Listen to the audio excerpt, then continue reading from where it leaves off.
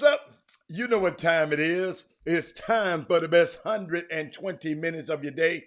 The Chop Chop, the nation's number one urban sports talk show, and also your midday sports happy hour. Yours truly, Robert Hatter, alongside Jim Hicks, coming to you live from Houston, Texas, but we broadcasting all over the world via Facebook Live and YouTube Live.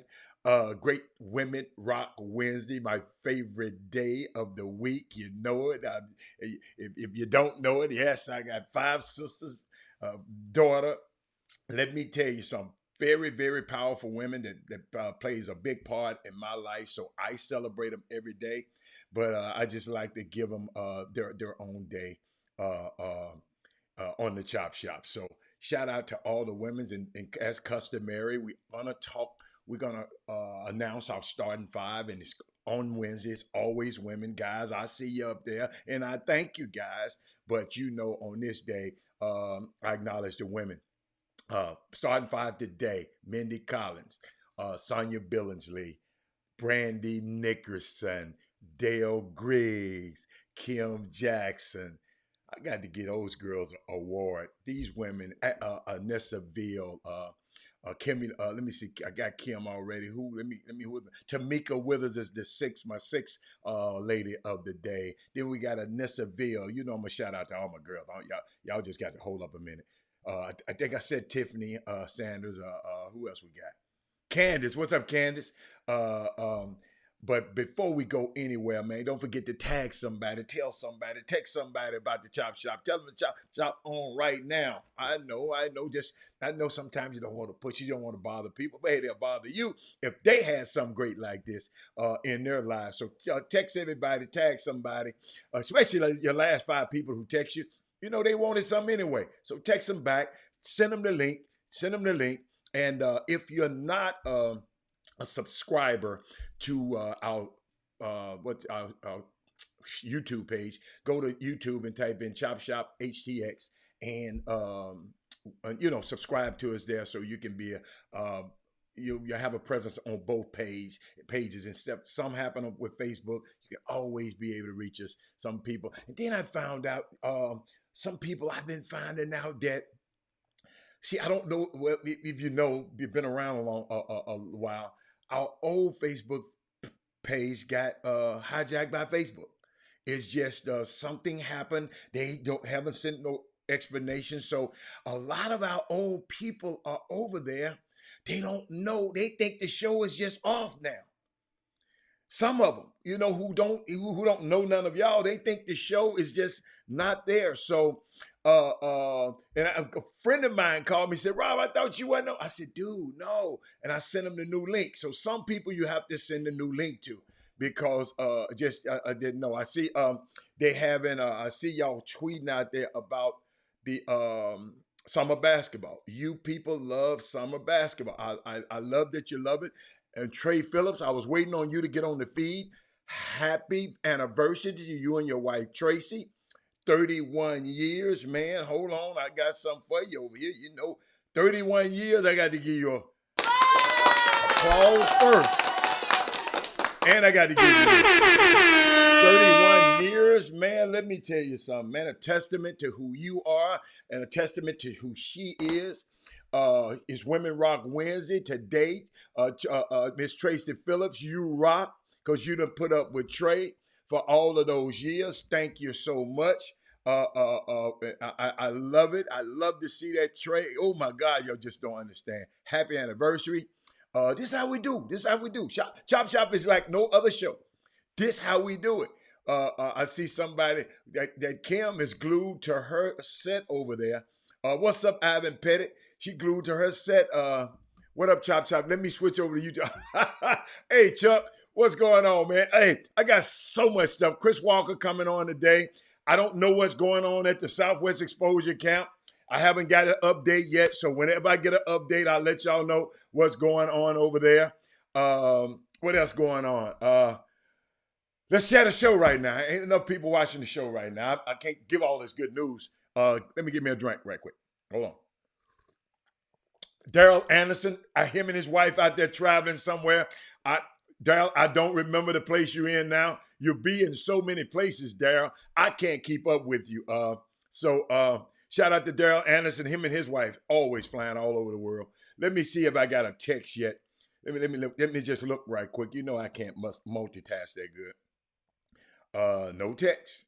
Nobody gave me a text. Punta Cana. Oh, hey, Daryl Anderson, do me a favor. Before you leave, go by the Ritz Carlton. Okay? Go by the Ritz Carlton and tell me what you think of it. Do me a favor, go by the Ritz Carlton, tour the property, go around the property, and tell me what you think of it. And I'll tell you why a little later. I want to know what you think first. I want to know what you think about it first.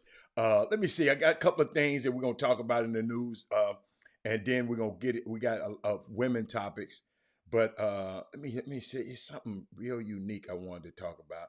But I was sitting there thinking about the guy. I kept waiting on Chris Walker to sign in, but I saw some this morning, and I just want to touch on it. It's Women Rock Wednesday. I like to touch on stuff like this because I want to bring awareness to stuff. The NFL, what's his name? Richard Sherman. Let me read this. Let me see. Richard Sherman got in a little trouble. He was booked. He's being investigated for domestic violence case. Um, it happens, I think, early this morning. He was booked into a local facility in Seattle. He used to play in Seattle, but he plays in San Francisco now. Records state that he's denied bail. I wonder why he's denied bail. Why? That's a good one. Denied bail. That was keep one. That was a keep one. Stop it, Walter Yates. Uh, that's a unique story, Walter Yates. It's a personal story, but it's a good story about the Ritz Carlton. Um, but the spokesman at the Redmond Police Department, Redmond is a suburb of the nice suburb of Seattle. The standard procedure for suspects who are domestic violence can until they can appear before. Oh, wait a minute. Oh, wait a minute. Records state he was denied bail. You remember, and they explain it a little bit, but a spokesman for the Redmond Police Department told ESPN that is standard procedure for suspects of domestic violence until they can appear before a judge. And now I understand. What's up, Paul Miranda? I understand. Okay, thank you on these charges. And now I understand why. Because if they get out of jail, they might go try to mess with them people again. Makes a whole lot of sense. Man, I'm just learning so much stuff about this. Cause different state got different laws. I hope that thing turned out. And what's so unique about that, y'all? The reason I really brought it up is because Richard Sherman is they contact the National Football League Players Association. He's a VP on the executive committee who makes these rules.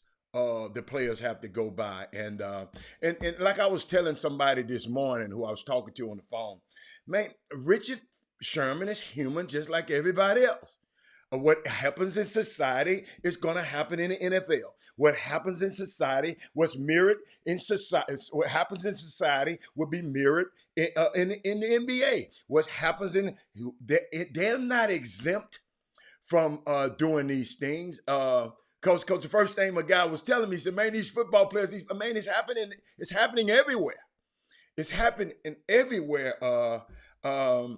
Not this is a good thing, but it happens, man. And I just hope whoever it was, and he was talking about trying to break into somebody's family member's house. They call 911. I don't know what happened. You can only speculate what happened. And I just hope no one was hurt. And I know he was resisting arrest. Why would you resist arrest, dude? I mean, it's just sometimes I tell people all the time, just by my 30 years in this business, Paul Miranda, I saw how people said money changed some of these guys, and it does.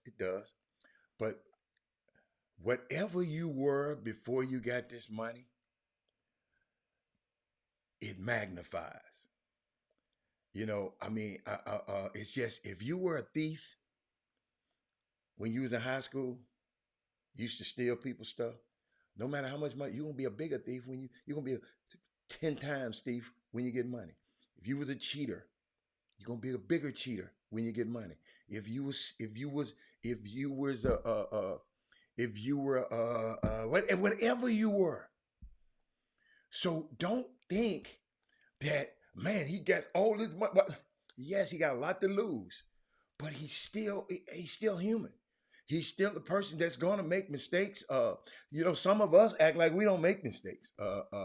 And we always passing judgment on people. But I know I've seen so many situations. I mean, I even yesterday, I happened to last night. Uh, I uh, I don't think it was stolen stuff. No, I don't know what it was, but I don't know what it was. It might have been some stuff. I don't know. Paul, you can speculate. I know some people like to speculate. I just like to hope don't nobody's hurt and Richard get help. Because for him to go in there and try to do that, being in a position of power, something snapped, and I hope he get help from it. But I was just thinking about y'all saw a unique article. If you go yesterday, Larry Brown, they interviewed Larry Brown for the first time, and he was talking about why he chose Memphis. It's a low, why him and Penny, their relationship.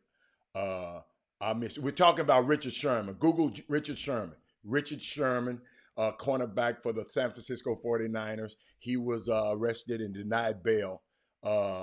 Everybody, hey, y'all help me out because I don't can't repeat myself over and over. I can't get the show going. Y'all help the people who late on the feed. Y'all help them out from now on the feed because I can't keep going over and over. But thank you, Paul. Thank you, Paul. Thank you, Walter Yates. Man, I love y'all.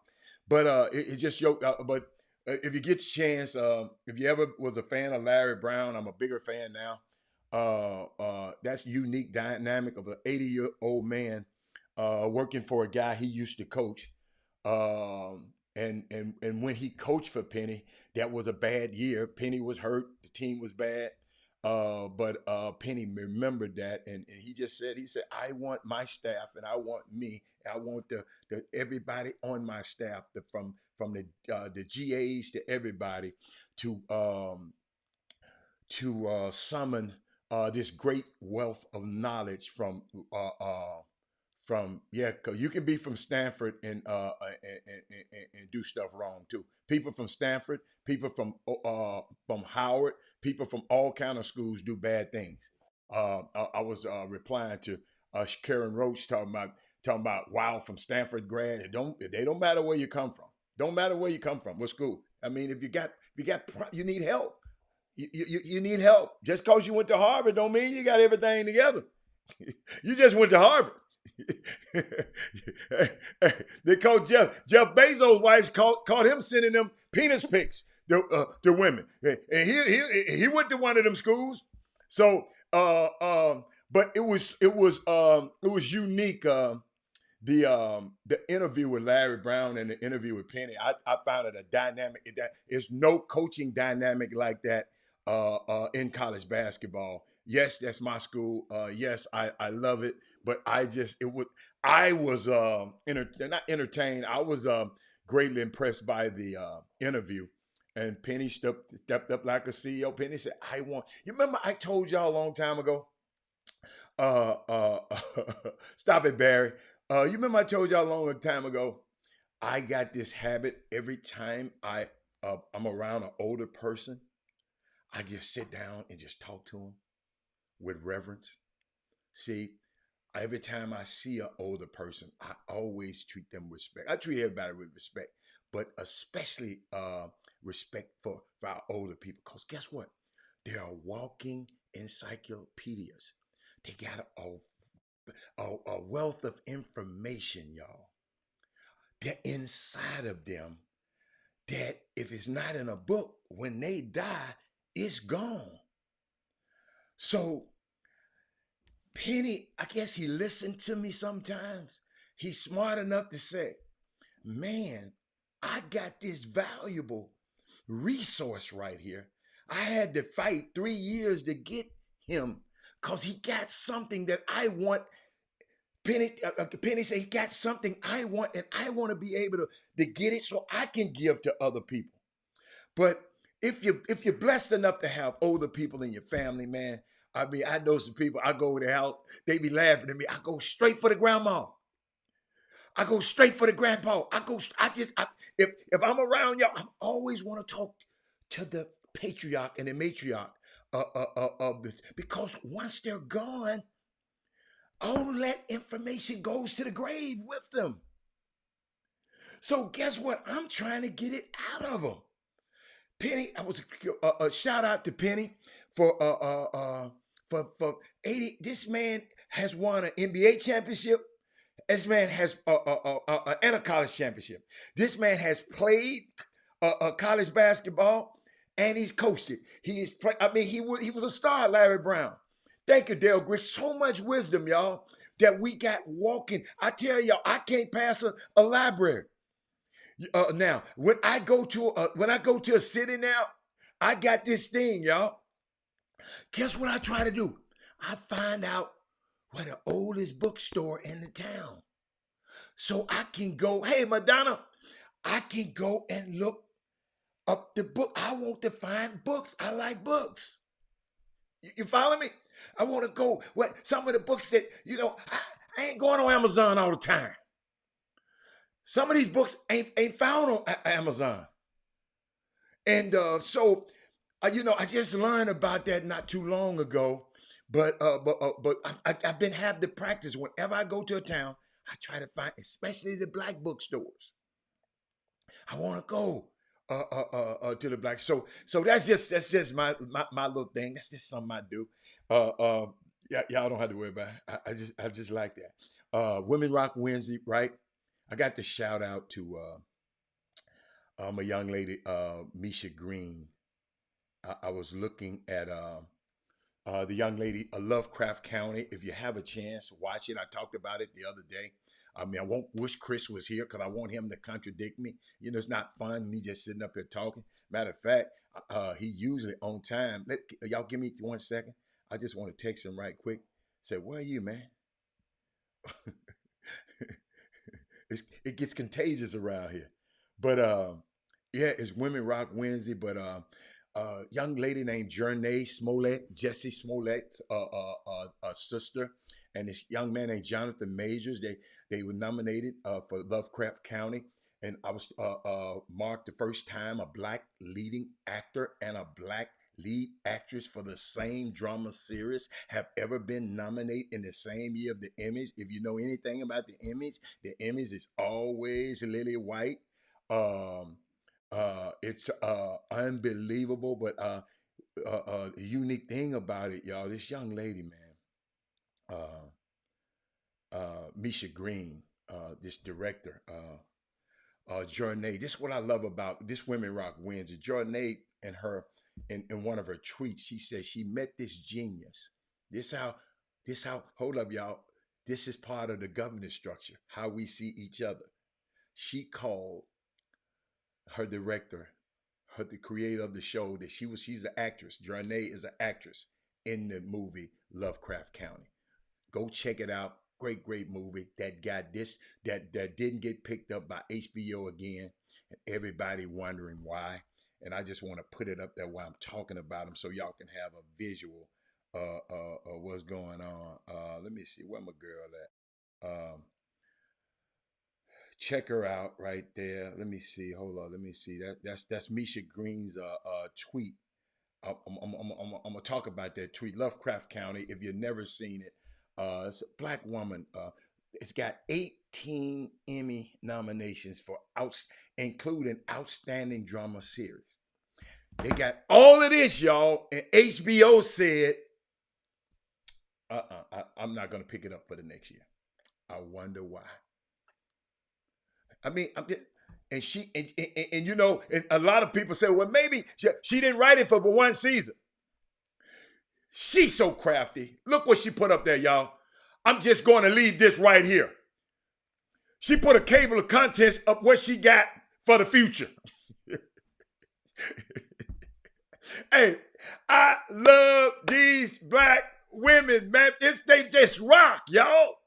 Look what she did. She didn't say much. Where my women at? Women should be hooraying right now. A young lady created a show out of a book called Lovecraft County. 18 Emmy nominations, including Outstanding Drama Series and HBO canceled it. HBO canceled it. And some of the people, you know, that was trying to help the other people, you know, help the other, you know, HBO, Dale, they said, well, maybe it was just written for 1 year. Maybe it was just a 1 year. Just like y'all do. You get what she said? I'm just going to leave this right here. This like, what's the boy name? Kendrick Perkins be always talking about Carry On. This is what she said. I'm just going to leave this right here for you. Look, I don't think y'all know how hard it is to get an Emmy nomination for all these people. Black folks. I don't know. I just, in case you didn't know, you know, some of y'all know.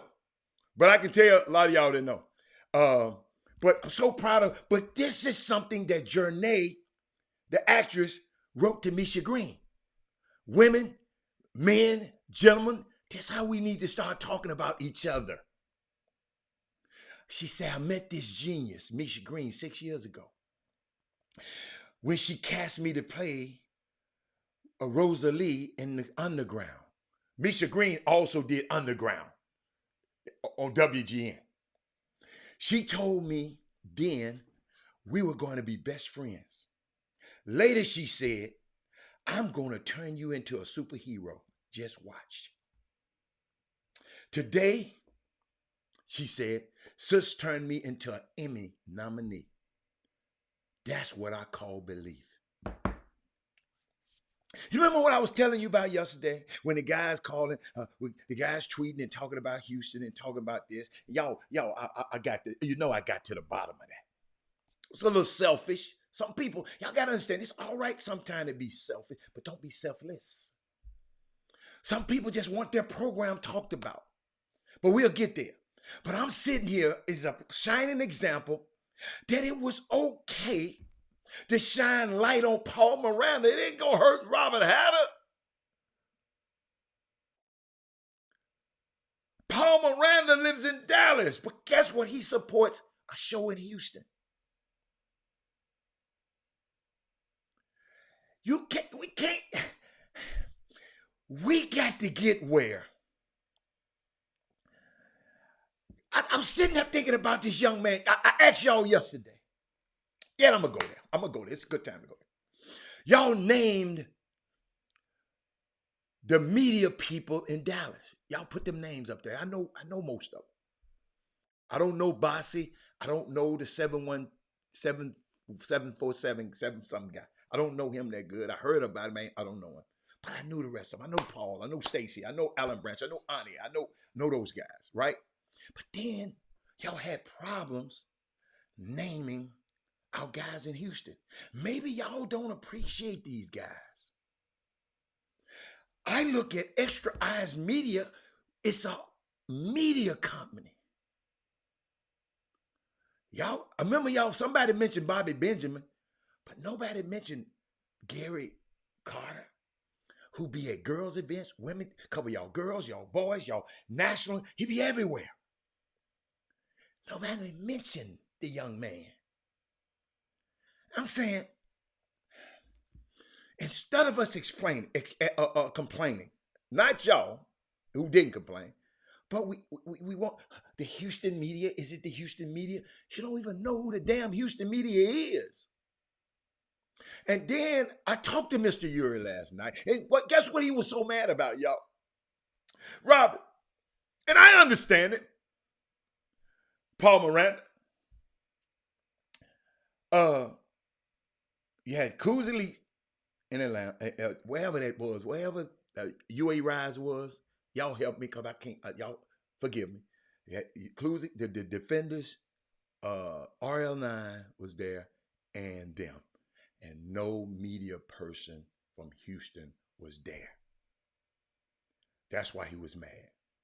But what I was saying, well, why didn't you just supply the Houston media with the, thank you, Cartersville, Georgia. Why didn't you just supply them people with that information if they didn't show up? Did you send for them? I asked him, did you send for the media? Because I know how Pastor used to bring the media on the road. Some people bring the media, buy the media ticket, just like you bought the kids a ticket, buy the media ticket.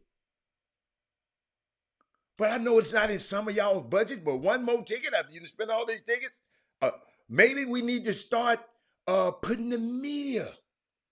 If you want them to cover you, put them in your budget. If it's that important to you, you follow me? I mean, this is just anybody. I'm not just singling out one person. But I'm sitting here, and you know, because when people complain, I just go, because we got people in this media space around here, and I got these guys doing the best they can. But guess what? You can't alienate them. You can't sit up here and be mad at the media. You can't sit up here and say, F these guys, and then want them to write about your kid.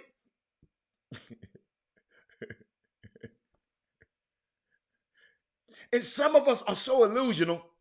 You can be on the phone and talk to somebody and tell somebody, because I listen.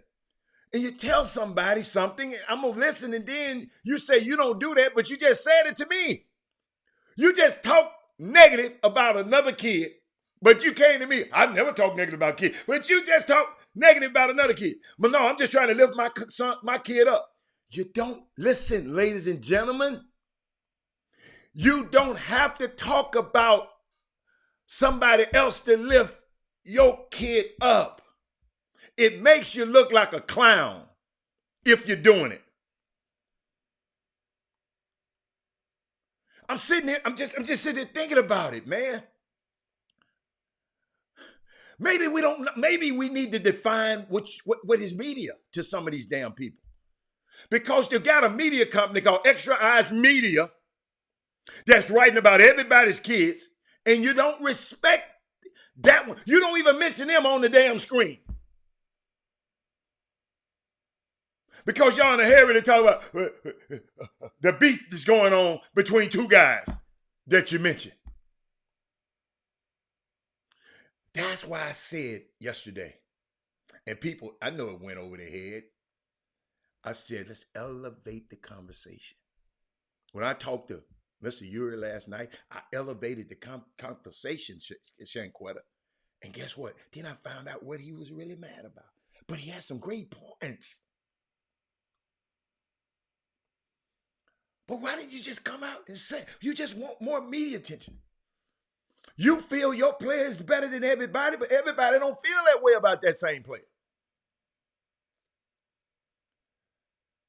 Y'all in this space, y'all notice how I give the disclaimer. The Chop Shop is intentional about walking into the world's messiest intersection. The intersection where we talk about grace, we talk about sports, we talk about politics, we talk about summer basketball, we talk about all of this stuff. And we sit down in this messy intersection. That's what we're doing right now. So somebody gonna have the nerve to tell me yesterday, that's not important, move on. You don't run this damn show.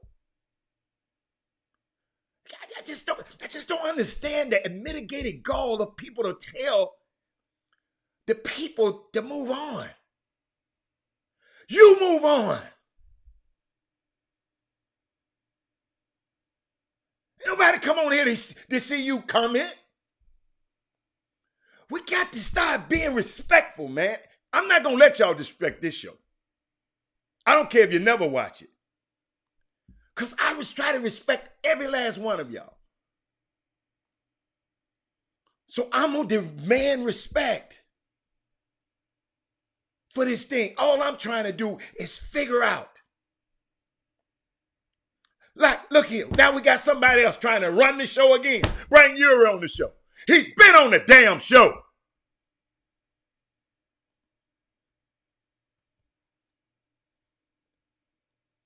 Been on the damn show. Hell, I'm going to bring him on. Hold on.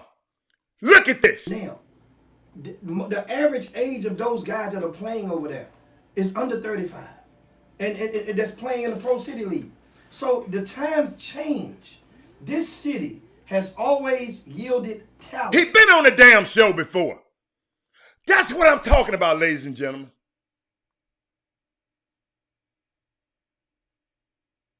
Bring Yuri on the show.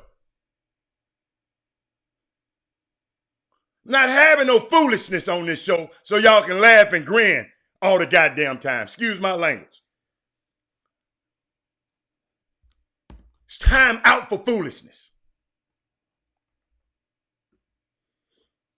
Because the stuff he was tweeting yesterday, Sensei, he wasn't talking on the phone last night. That same shit. So guess what?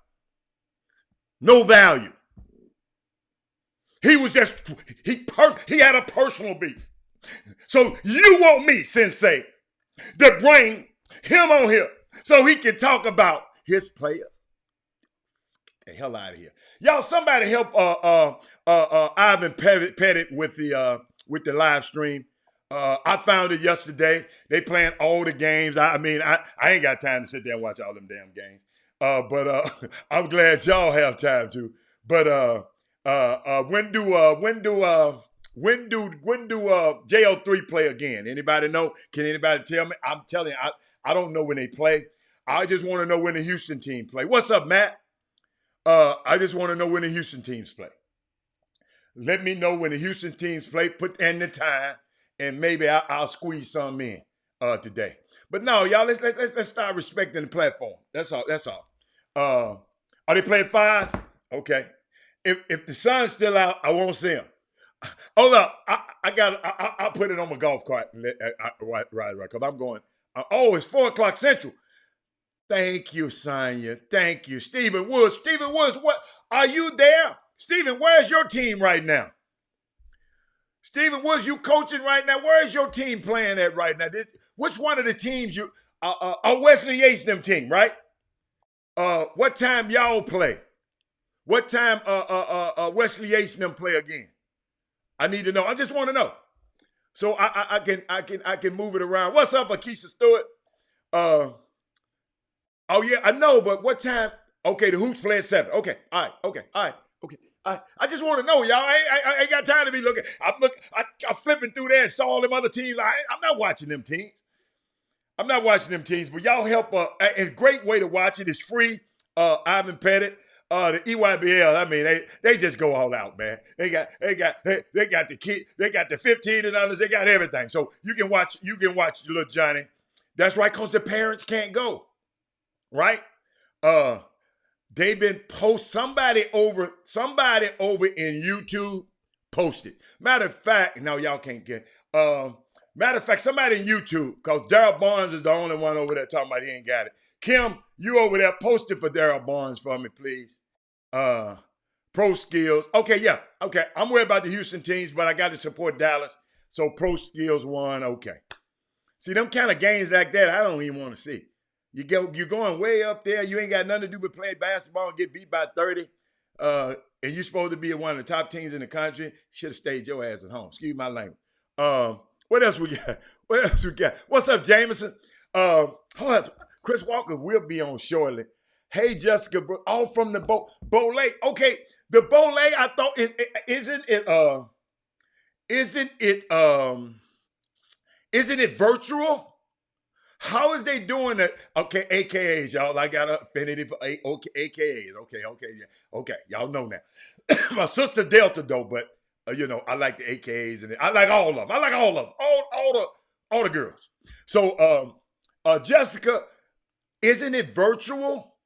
So you're watching it virtually, but you're looking at the chop shop at the same time. Okay? I'm just trying to figure out. Corey Henderson, thank you, man. Let me tell you, shout out to Corey Henderson, Thad, Moody. Those guys be sending me, with somebody in the YouTube feed, please. Darryl Barnes, just use your Google, man. You'll find, you Google EYB. I'm going to put it like this. Darryl Barnes, I'm going to help you. Nike EYB, wait a minute, EYB.com. That'll get you there. Yeah, see that Barry McDonald? Know what I'm talking about? Oh, see that? Look at Jessica Brooks. Look at Jessica Brooks. But that's great. Jessica, I got a question. When are y'all gonna be able? Have y'all talked about? And yeah, I'm on the AKAs right now. Have y'all talked about when y'all gonna be able to do something again live so y'all can see these sisters? Cause y'all ain't seen these sisters in a few years, and I know, human. We have to touch each other. We're made to be able to be touched. And I know everybody been disconnected. How was Pebble Beach? I'll tell you about it. I'll tell you about it. Greatest place in the world. But I've been a lot of times.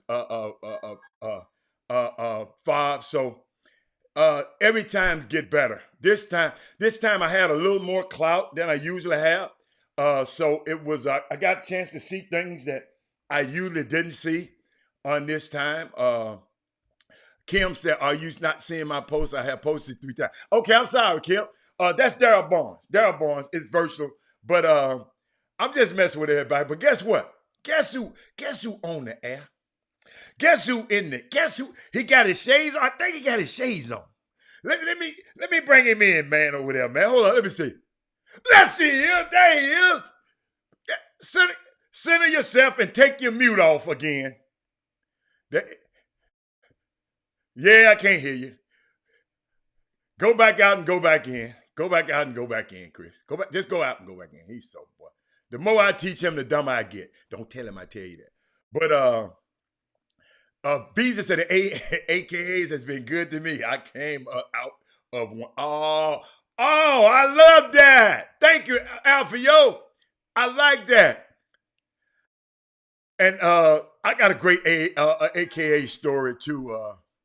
I'll tell. Let me try to get Chris in here, right? Let me get him here quick, fast, and there you go, Chris. You good? You should be good. Can you hear me now? Yes, sir. I can hear you. And bring your head. Yeah, I had to tilt your. I can't. I'm in a tight spot. So okay, good. Okay, all right. Okay, yeah. All right. What's going on, man? Nothing, man. You see behind me when I got there, right? You see behind me, Bed-Stuy, baby, Bed-Stuy, baby. That's where I am. Bed-Stuy. Where Brooklyn at? Where Brooklyn at? Where Brooklyn at? Now, hey. Nothing, man. Everything good. Chris, I was thinking about you. Because you had me and you had something we had. Oh, I was talking about. I want you to watch the screen.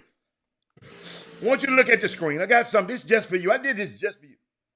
You remember I was talking about Lovecraft County being canceled, and you just got to run your mouth before I told you anything about it. Oh my God! No. I like Chris. I just told everybody I love when you disagree with me. I love that. Check this out, Chris. Chris, do shows that got all of that usually get canceled? No. Chris, they don't. Chris, look. Chris, guess what the excuse was, Chris? Y'all share the show right quick out there. Guess what the excuse? I heard people trying to, people like you trying to help HBO. Talking about, well, maybe it was just a thing for 1 year. I never said that. I'm not you. I'm people like you. I'm talking about the people like you. Okay. But so Misha Green, she's so cold. Look what she treated. She put it. She said, "I'm just going to leave this right here." That's how them women do. Like carry on. She got treatments for this year about 2 or 3 more years. She got a contest on. She already had it in the works. So it ain't that she wasn't prepared. So you can't tell that lie. So I just wanted to share that with you, Chris. HBO dropped the ball, but guess what? Apple TV just signed her to a new 3-year deal. Yeah, so, I mean, it was. I guarantee it was about money. Guarantee it was about money. Well. I guarantee you. Okay, so you have a hit show. Oh, so she was asking for too much. You know how you get a deal? Yeah. You know how you get a deal? First of all, 18 nominations. I don't know how she has too much. Like you get a deal, like those athletes that you represent. You know, I don't want to say any names. Then all of a sudden they sign a deal for 3 years, 4 years, and then they're like, "Man, I played better than I thought I was going to play." Then they want to restructure the deal, even though they signed the deal. I guarantee that's kind of what's going on. You They know, that's probably gave why her a crappy deal. They probably gave her a crappy deal to start with, because that's what they do. And HBO, then yeah. she's like, oh, well, no, we're not going to work on this existing deal no more. You know what Right, I'm saying? right, And right, Apple right. probably said- Yeah, hold on, Apple Chris, probably said, Chris. "Agents do." Chris, I got something to compare it to. That was the rookie that? deal. Exactly. No, you're right. And then Apple probably said, "You know, we'll do." No, I'm gonna give one better to you. That's like one of them deals where them agents come in and give some kid a bunch of money, like 300 grand, to sign them to an agreement, and then some big time agent come in and say, "Hey man, listen, we're gonna give you the 300,000 to give back to them, and you're gonna sign with us." Why you always got to tell stories like that? I've get been them done from like you. Chris. It hurts me. I've been done But I like get that them from before. you. I know, but Chris, that stuff hurts. Hey man, big bank take little bank, man. Hey, but I promise you, I'll never forget. I'm not close. I never forget, y'all. I got a client like this. I'm not gonna put him out there like that. But he went to another visit first before us, Chris. And I can tell you the city. He was in Denver, so he flew from Denver to come meet us. You know, his next meeting. He got off that plane. He said, "Man, I couldn't wait to come meet with y'all." I said, "Why?" Because the last agent I just talked to, all he talked about was you. And all he talked about was y'all. He said, "I couldn't wait to get here and sign with y'all because this clown got me up there and he worried about us and worried about y'all." Chris, it was sometimes, y'all, that hating, boy, it helps a little bit. It helps a little bit. Chris, I'm going to tell you another situation. Keep on hating on me. Let me tell you another situation. I go by this restaurant. It used to be, what's the restaurant? Used to be right there by the Hotel Derrick. Right by Hotel Derrick, and they tore it down. Right by Hotel Derrick. Sullivan's. I'm in Sullivan's eating lunch. I never forget it. In Sullivan's eating lunch. So I saw these guys. You know how you see guys on the street? They coming over there dapping me up, "Man, what's up, right?" I said, "What's up?" So as I was leaving, I spoke to them on the way out. It was 3 of them. It was 2 guys and a girl. So I spoke to them. I mean, they dapping me up and everything, right? About a week later, I'm in the office. I don't usually go in the office. My secretary said, "It's a phone call." A lady said I said, "Okay," I picked up the phone. The lady said she was just calling me. She wanted to meet me. And I said, "Why?" She said, "I was the good lady at the table when you met those guys." She said, "And they were dapping you up and all that. But when you left, that's all they talked about you for 30 more minutes." She said, "I had to know who you were." So guess what, y'all? Do me a favor. Keep on hating.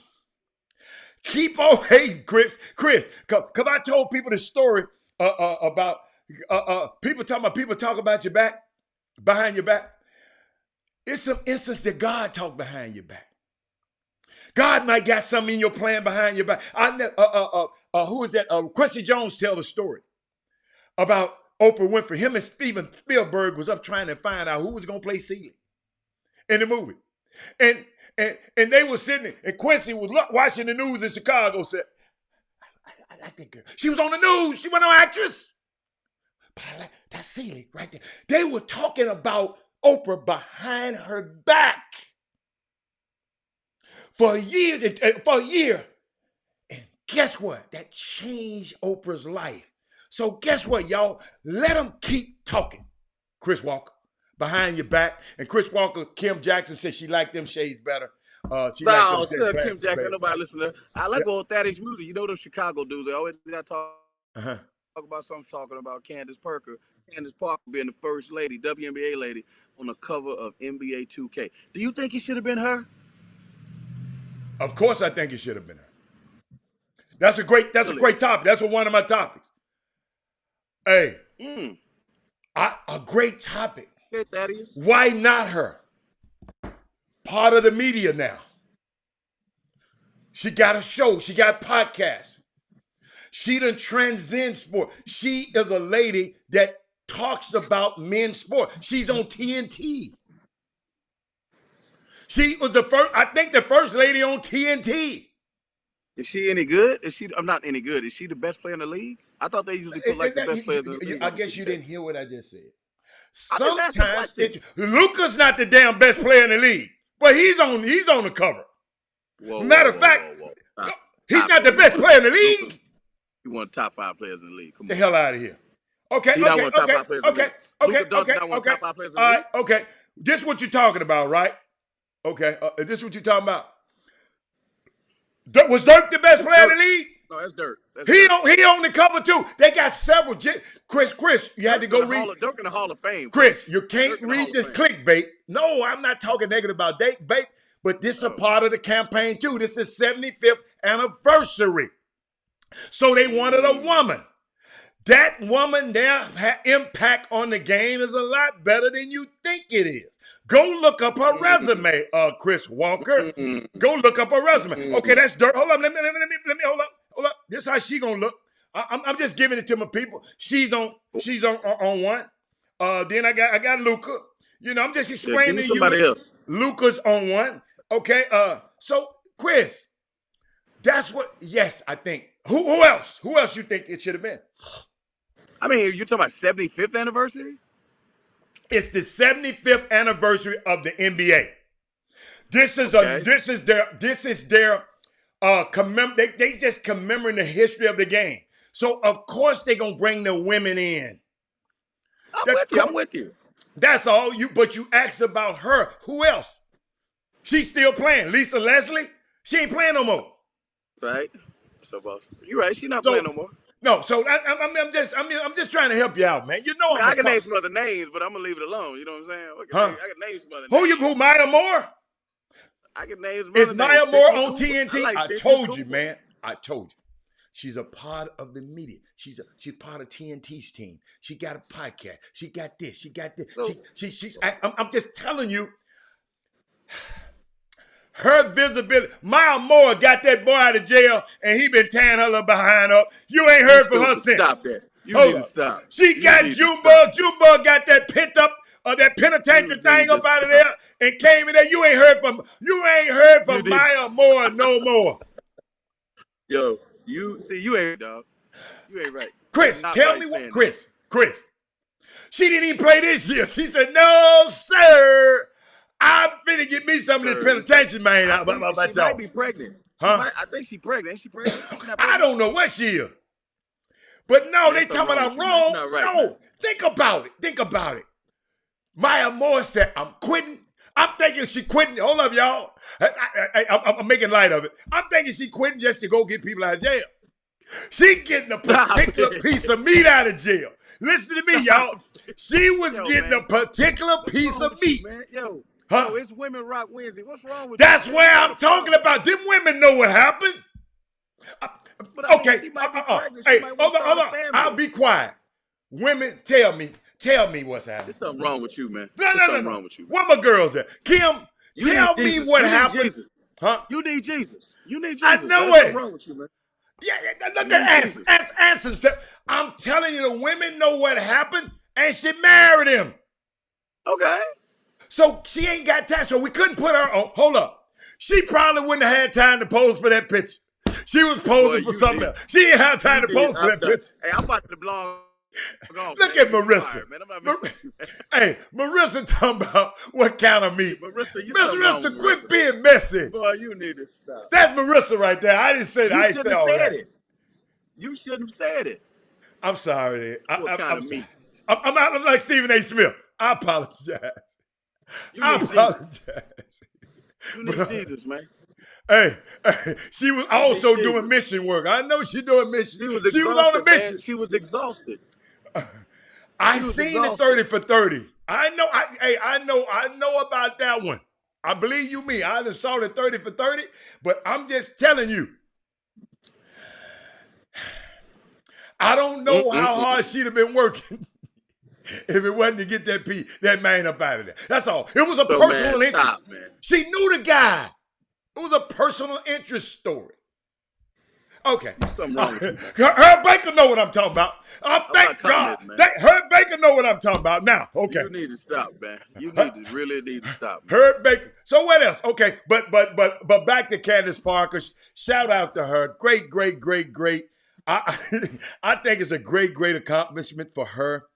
She's unbelievable.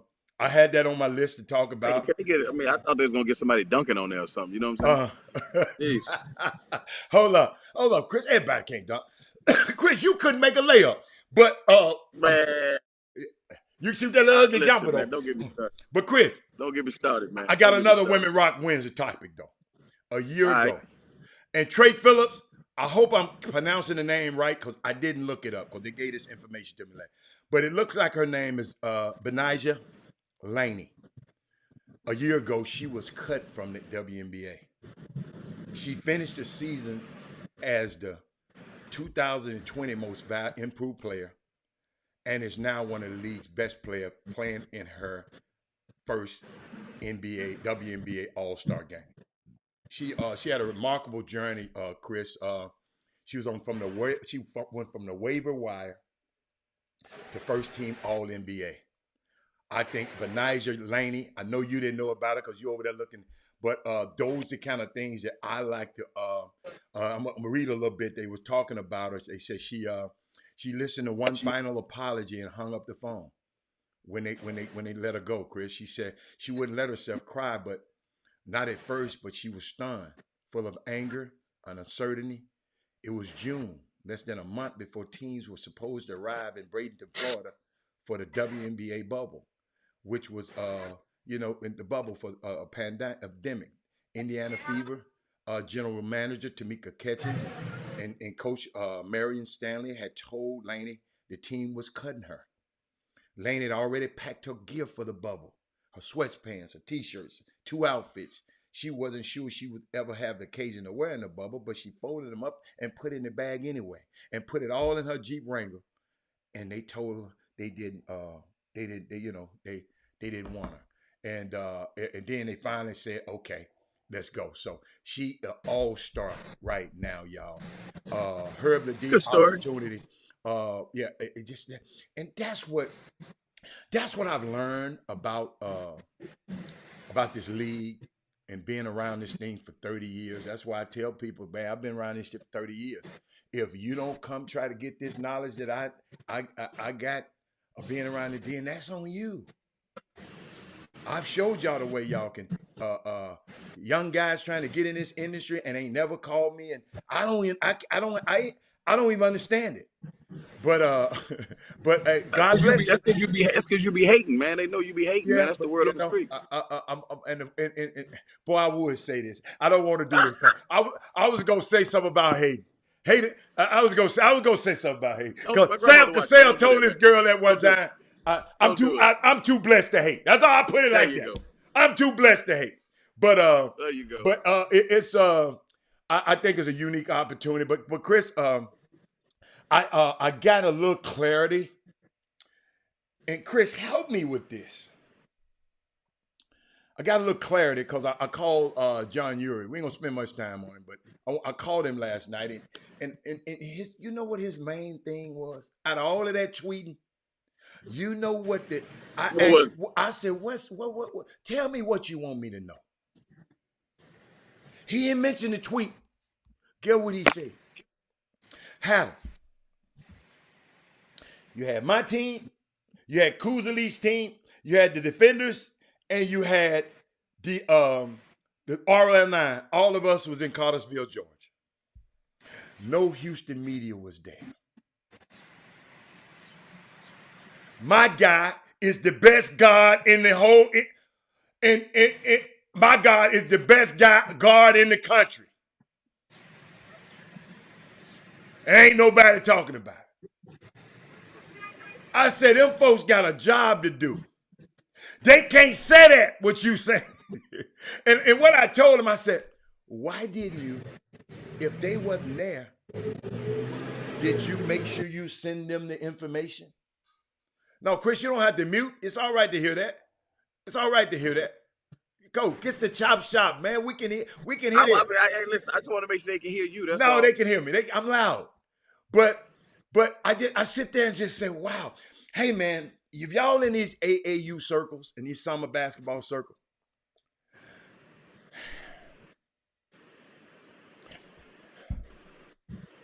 I can't blame these guys no more, parents.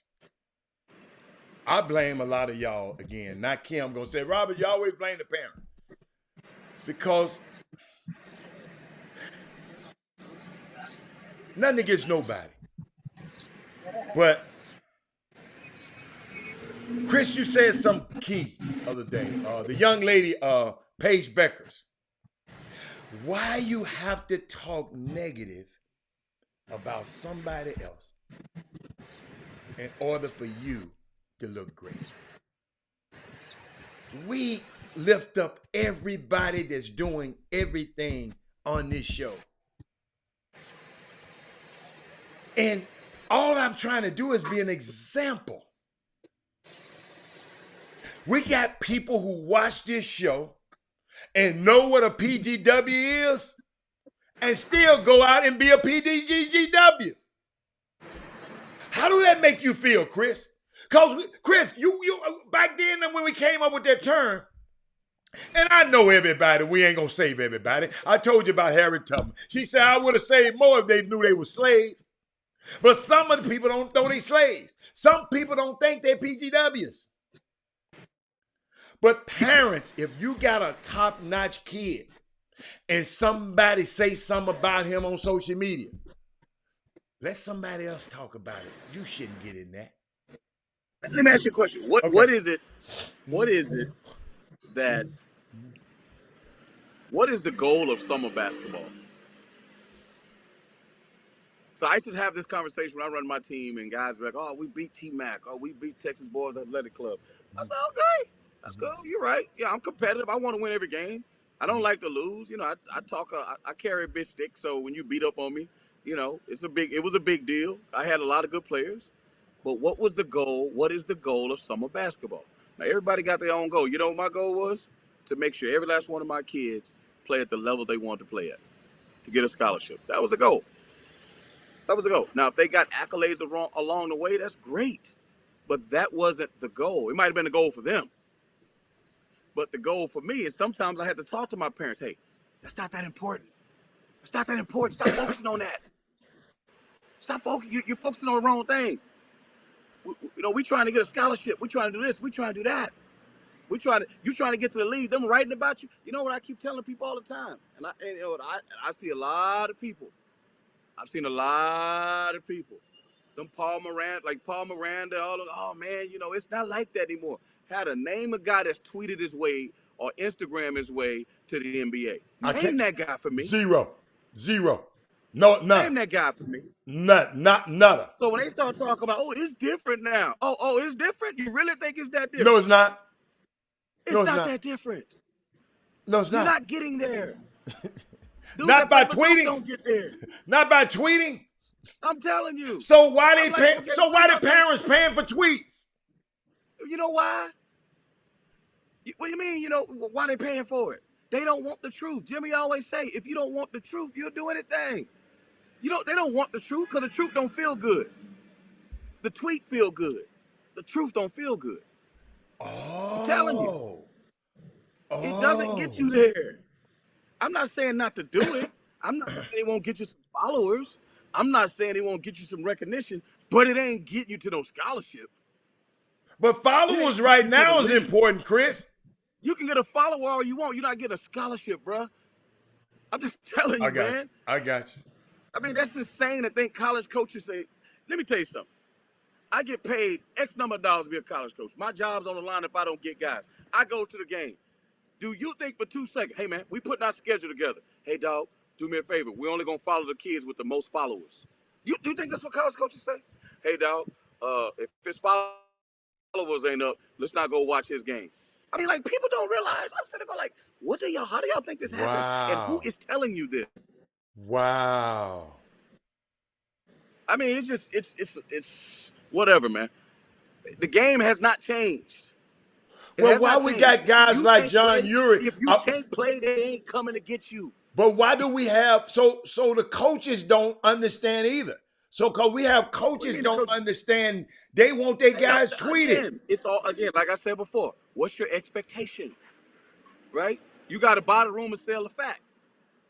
If that's what parents want, they're gonna give them what they want. If you know parents are fool enough to fall for BS, why are you gonna give them the truth? They don't want the truth; they want the BS. So you feed them what they want. Some people in the desert will eat sand, Hatter. They will eat sand. Yeah, They don't want water. it's a good You point. know what I'm saying? I'm telling you. So when you sit down and have to tell them the truth, hey man, you know I was talking to a summer coach, my boy up here, Book Richardson. You know the guy was in Arizona. That guy, in trouble. You've been on the show, Chris. We do.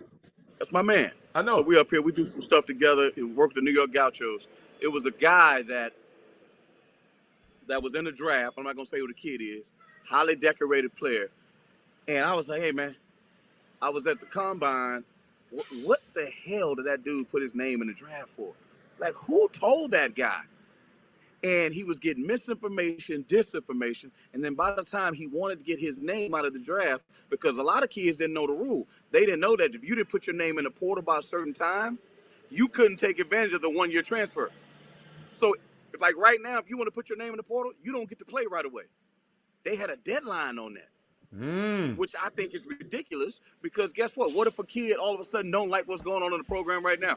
He can leave, but he can't play next year right away. Got to sit out, right?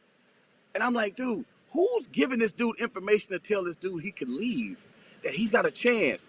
Well, they say I might be in the 50s, but a couple of teams work me out. Hey man, let me ask you a question. I'm gonna say this right here, and God rest his soul. God rest his soul. And everybody and anybody that knows him from the H know what I'm talking about. BJ from the Rockets. Rest in peace. You know what BJ had no problem telling any of them dudes? Hey, man, take your ass back to school. You can't play in this league.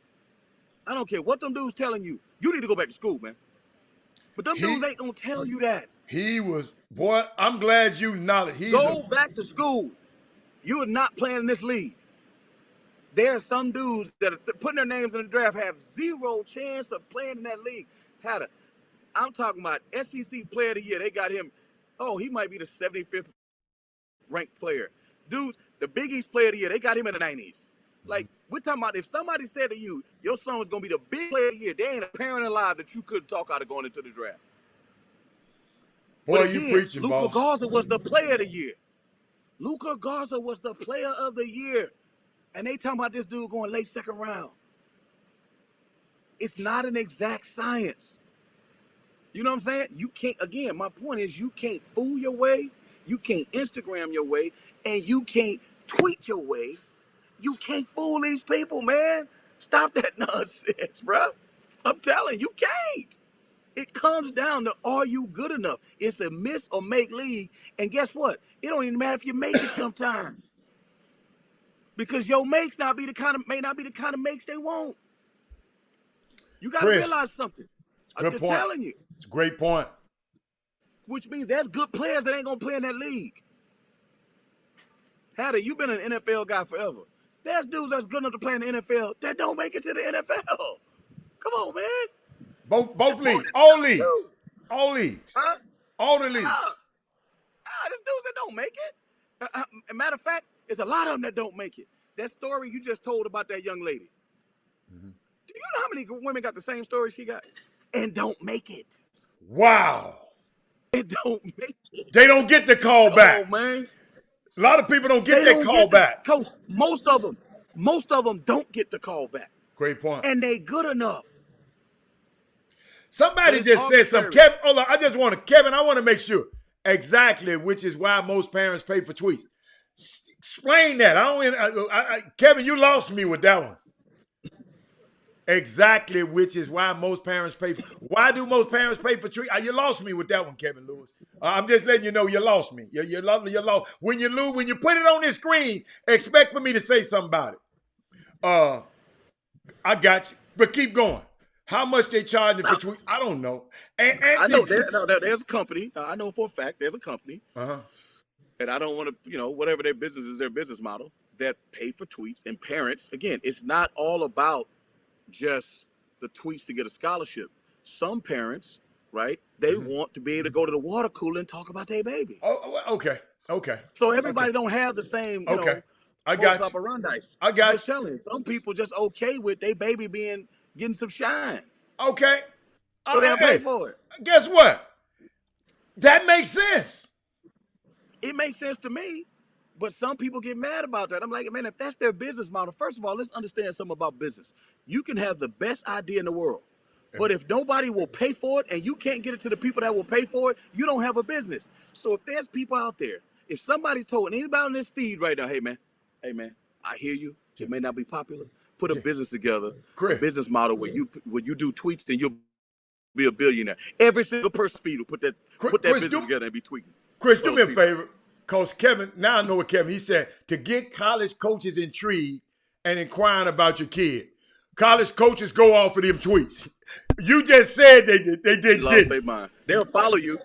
Okay, if that's what they want to believe. Okay. Kevin, you ain't coaching my kid in AAU, if that's what you think. So you telling me if every sorry player had somebody tweeting me, that's gonna get college coaches' attention. Because of social media, right? If you tweet at them long enough, if you try to, they'll look at it, but it's not gonna get you where you're trying to go. Hold up. I was waiting on this. It's like getting a scam likely call. I see it come on my screen, but I delete it. Chris, I was waiting on this. I was waiting on this comment. You know what, man? Sometimes I listen to a conversation and I know somebody was going to bring up what Herb Ledee just brought up. He said with the new rule of NIL, you want them followers.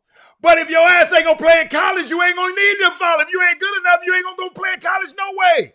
So how in the hell you going to use the NIL rule? Mr. Ledee? Let me tell you something. And I know Herb. I know it too. But how you know? How you gonna use? He said with the new NIL rule, you want them followers. If so what you gonna start dressing naked in the middle of Bel Air or the middle of Galleria to get followers so you can get man?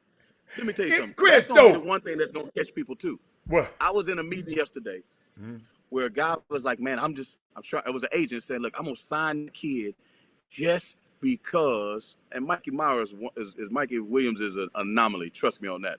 But just because if I get him some work or some followers, or if I get him some what do they call it?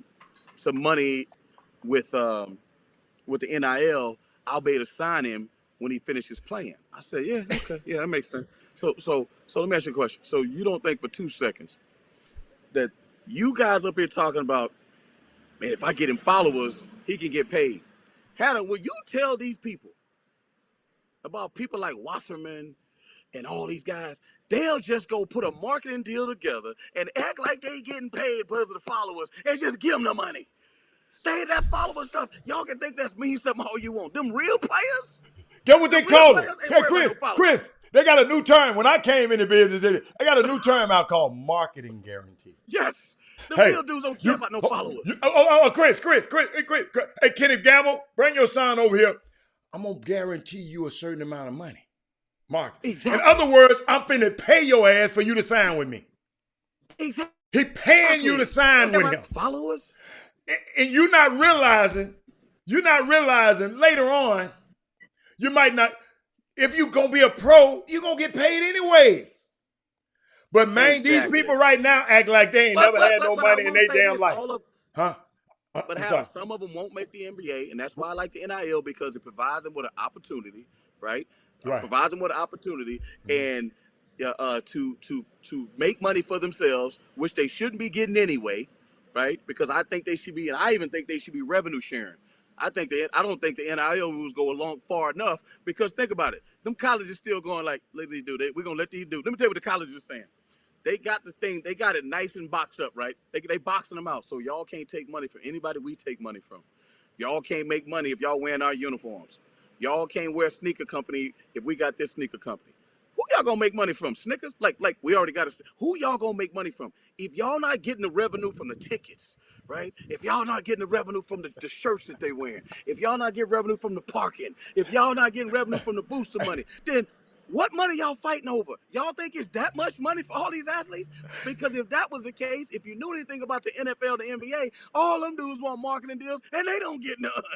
Preach. Come Go. on. Keep on talking. Keep on talking. I'm Keep on just talking. saying. It's not, it's, that pool is not like you think. It's not like you think. Yes, is it helpful? Is it something that should have been changed a long time ago? You damn right. But until they allow the players to revenue share with the money they're bringing in from the conferences, from the bowl games, from the NCAA tournament, that's the money the athletes should be getting to. Not getting money from a skateboarding deal. Yeah, okay, that's fine. That helps. That'll pay a bill. That'll get you a pair of Christian Dior's. That'll get you, let you buy your girl a nice little Gucci purse. But the real money you want, the life-changing money, is revenue sharing. That's what you want. Period. And that's when we're really talking about, some life-changing situations. And that's what we need people to get to. This is just the first step in what should have been happening years ago. And you talking about, especially in the African American community, there are people in our community that could have benefited from that. Years ago. And now here's a chance to do that. So I'm telling you, we have an opportunity to do something, but we got to keep fighting for it. And I'm telling you right now, it's not just those senators and everybody else. It's funny. My boy told me something a long time ago. They talk about the rules of the NBA and the rules of baseball and hockey, and how they allow them to put their names in the draft. They have a different structure than we have. They call it draft eligible. In college, in the NBA, you got to go to school for a year, or you have to have a graduating class that goes, and then you can be eligible for the draft. But then you got to go, but you also have the option to go back, blah blah blah blah.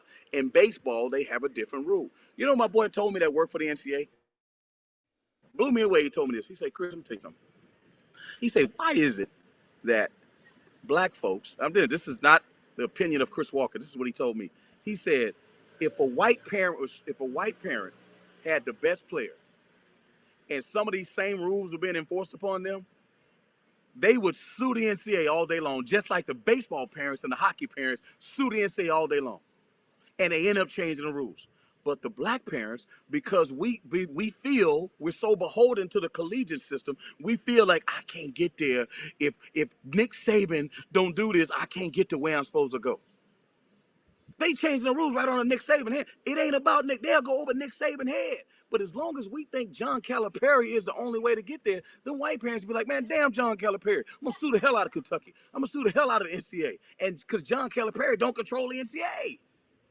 But they say black parents, we're afraid to do that, but white parents will do it all day long. But in basketball, guess what? They kids ain't usually the best player. That's why I laugh at stuff like Luka Garza being the best player. That's why Paige Beckers, even though she's nice, now don't get me wrong, she like black women been doing this thing for all, been balling forever. What about the little girl at Arizona? She couldn't have been player of the year, had her? You know what I'm saying? Come on now. I mean, so my thing is, again, the media controls everything. But say it again. We are afraid to challenge litigation because we're afraid that, you know what, if we do this, they not going to give us that. Or this is my only way to get there. So if I screw this up, right? Then I'm done. We're not thinking about the people coming behind us that can benefit from it. Somebody got to be the Martin Luther King or the Malcolm X. And I don't want you to get assassinated, but somebody, think about it. Because of their sacrifices, look what happened for our people. Them one people, they ain't afraid to do that. Somebody got to be the Kurt Flood. Look up Kurt Flood. Somebody got to be the Kurt Flood. They not afraid to do Chris, that. you know I'm what? just telling you. That's You what my just man said told me, and I was like, I sit there trying to poke holes in it. You said something, and I tried to, and I think everybody was so enthralled with the NIL stuff.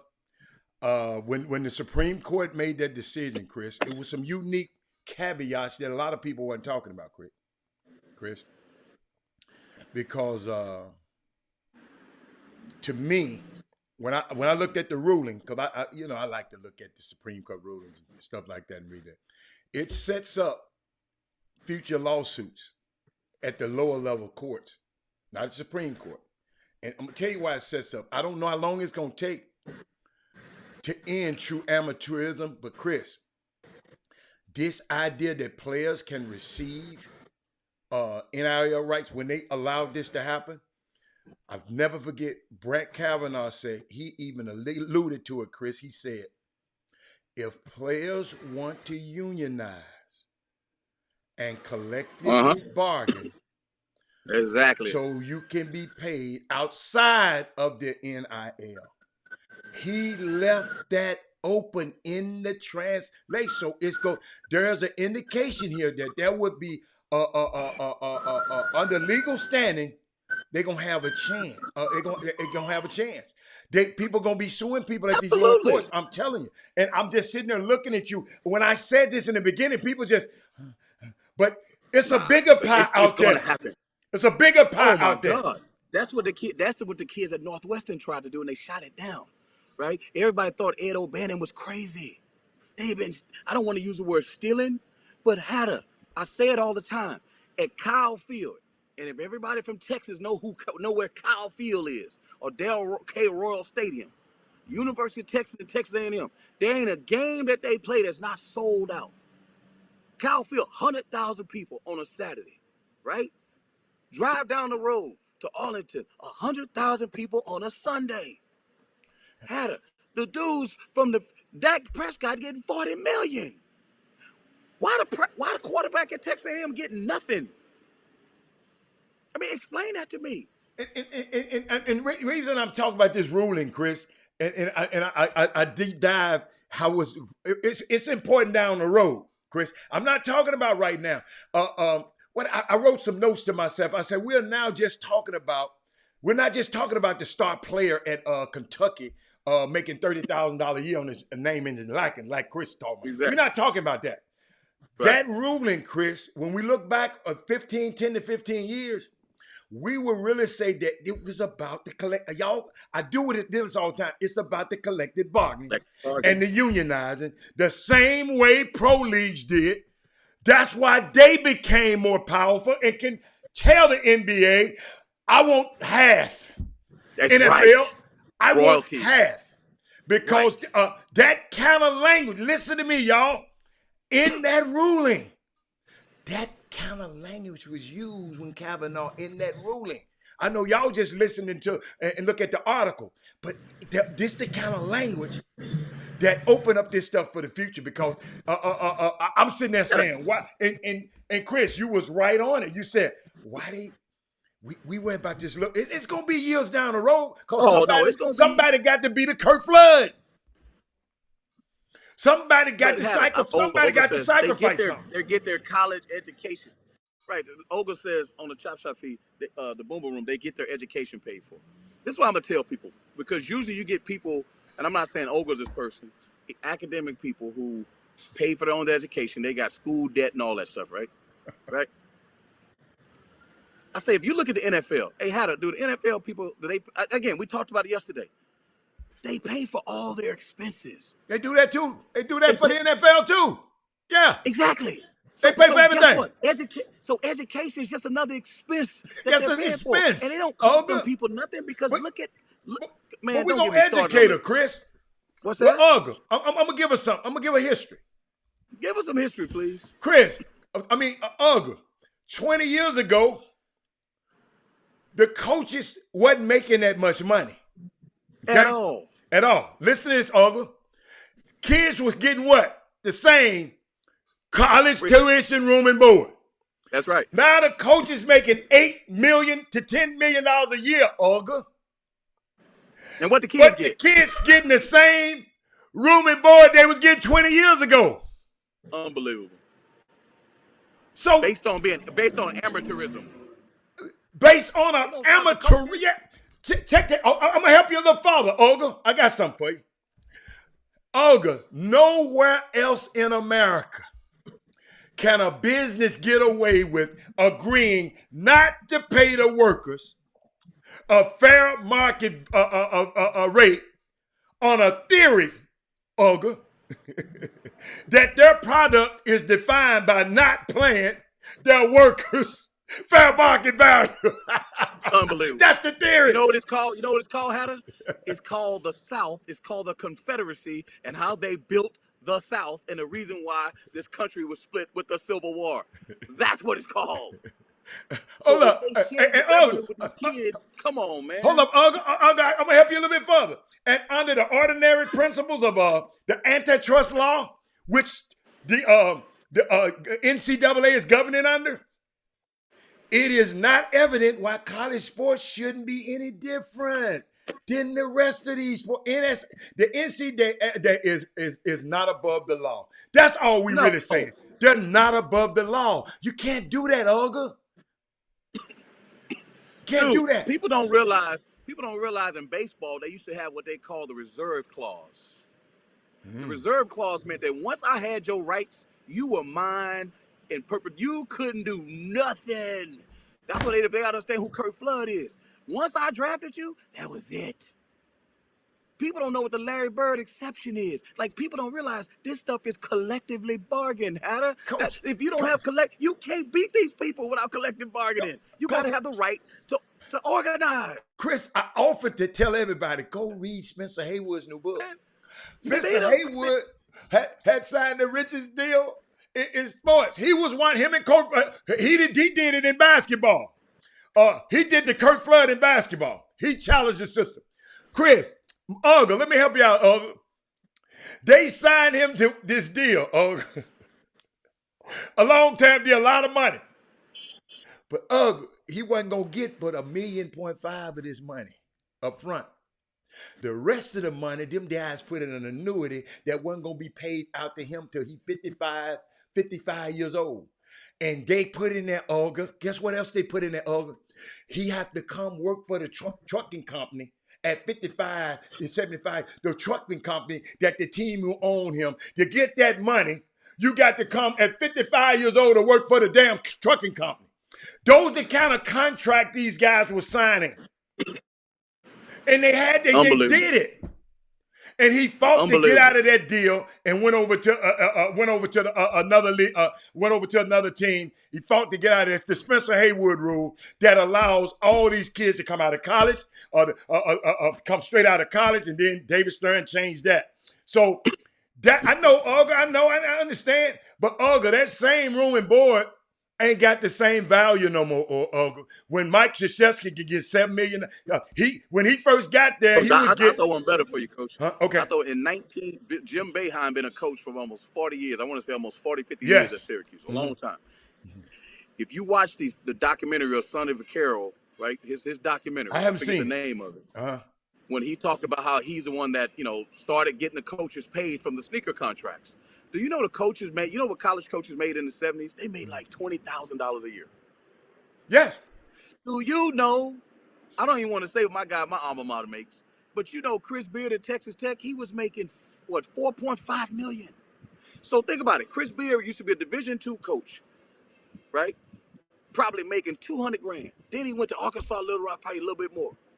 Then he went to UNLV for a hot minute. And then he went to Texas Tech and probably got paid 1.5. And then he went to 4.5. Let me tell you about a player. His first year, he gets to the school, Hatter. He working his butt off. He scored 5 points a game. What does he get? The next year, he busts his butt all summer, Hatter. The next year, he make 15 points a game. Do they pay him more? Do they give him better class? The next year, guess what he do? Hatter? He go work more. He averaged 25 points a game. What did he get, Hatter? And then the last year, he get 35 points per game. What did he get? But in that 4 years that he helped that program go to the NCAA tournament, go to the Sweet 16 and the Final Four, what did the coach get? How much money did the school make off his likeness? And how many jerseys they sell? How much TV? How many bowl games they went to? People don't understand, man. It's highway robbery. And then hide it under the auspices of, but they get a free education. That education ain't free. They got to go to school and they got to go to practice and do all that stuff. Ain't nothing free about it. Freedom is not free. Ask anybody who's been enslaved. Freedom ain't free. Don't believe that. Chris, I was thinking about it, and I hope this helped you a little bit more. This whole case, because I'm thinking about the Supreme Court case. I'm thinking about this thing holistically, Olga. And this case was never about those very few who are fortunate enough to make it to the pros and have a long professional career. Okay, it's not that. This is about the 98% of the Division I football and basketball players at the top level. This is their one shot, Olga, at reaping the rewards of what they can generate. and doing it in a way that would also further their education. Some of these guys ain't coming back. They ain't allowing them guys to come back and get their education. Oh Until no. recently, that room and board they got, and they hold up, and then guess what? They put him in all these sorry ass classes that he can't get. All he can get is a. Hannah, I'm gonna tell you about a school that Okay. you leave. Mm-hmm. You might be 2 classes from graduating. Mm-hmm. Okay. Mm-hmm. And it's in California, and you from Iowa, or you Mm-hmm. from Texas, or you from Louisiana. Do you know that some schools have it where you can't do it any other way but coming back there and staying for the year? Well, how you gonna have room and board? Well, how you gonna live? So you can't get your degree, right? And I was gonna make a point. Somebody said, "Do you know that there's coaches in their contracts?" And I'm embarrassed to say it was in contracts that I had, that if you get a certain APR, which means the kids are performing academically, if you get all academic kids, I get a bonus. The kid don't get nothing. The kid gets 0. I'm trying to tell you, man. I got It's something else for highway you. robbery, Quick, I was thinking, Olga, I got something at Olga. Olga, the reason I'm giving you this because I love how you take notes. This would be illegal in any other business in the world. man. Chris, and I'm gonna tell you what's gonna be next. Endorsements come with that new collective bargaining agreement. If they do it, y'all got to realize everybody get endorsements but the kids. You just said that, Chris. But it's a new day.